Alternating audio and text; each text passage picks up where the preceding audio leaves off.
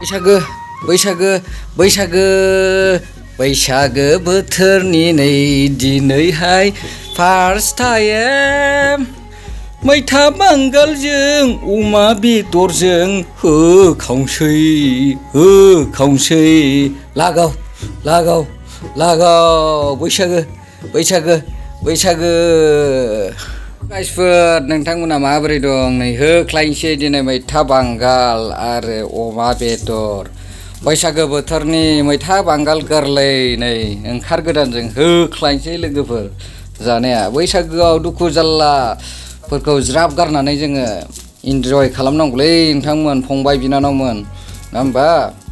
गाव गावनि खामानि मावनायजों लोगोसे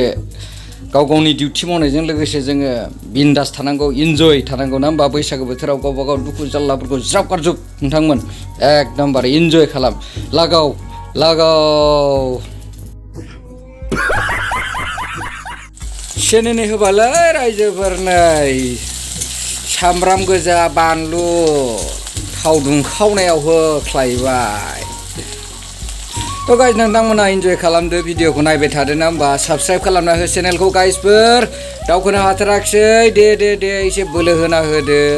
1K जानो एसे नांबावगौ रायजो राजा नोंथांमोन एसे दे एकदम थुखे थुखाबाबो हरदोब्रा मोदोम फुंजोब्बाय लोगोफोर अमा बेदर होबायलै नोंथांमोन नै नायदो नोंनि अनगा बोरै थांना थानो अमा बेदर नोंनि अनगा बोरै थांना थाबावनो अमा बेदर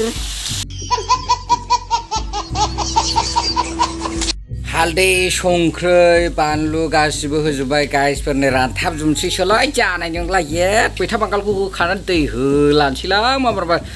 दे लागाव होख्लायनोसै दिनै बालाय जानाया मैथा बांगालजों अमा बेदर दिनै दिन दाव आयु नोंजों आंजों हाबा जाहांहां नोंसा नोंफाया गय बेफारि नोंसा नोंदाया आलु बेफारि लागाव होख्लायनोसै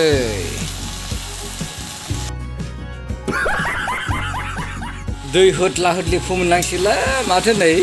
रेबबायथ' मैथा बांगालाबो वाव गैलालाय खुदैसो गलायलांसै गैला मोदोम फुंजोबखाबाय गोथाव लागाव बैसागो बोथोरनि होख्लायदिनि दिनै बावले जानाया कुकारसे संखानोसै ओंखामखौबो लागावनोसै कुकार गिदिरजों कुकारसे मेरे को जानता नहीं है गाइसफोर लाव लाव जानोसैलै मैथा बांगालजों होख्लायनोसै नै गोदौगासिनो दं गाइसफोर इन्जय खालामदो गाइसफोर बैसागो बोथोर नङा होमबा एसे गावसिजोबना हरदो आंनिखौबो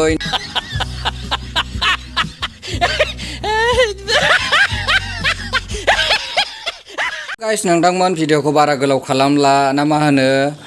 माने दाबसे जायगायाव थांगोन नालाय आंबो बांद्राय खेबबाय थानो हालिया थ' माबाफोर गोरोन्थि जाबाय बायदोंब्ला निमाहा होदो नोंथांमोन अननानै आरो बयखौबो गोदान बोसोरनि गाहाम हामलायथि बारे बावहरबाय थाबाय हामलायथि ना होमबा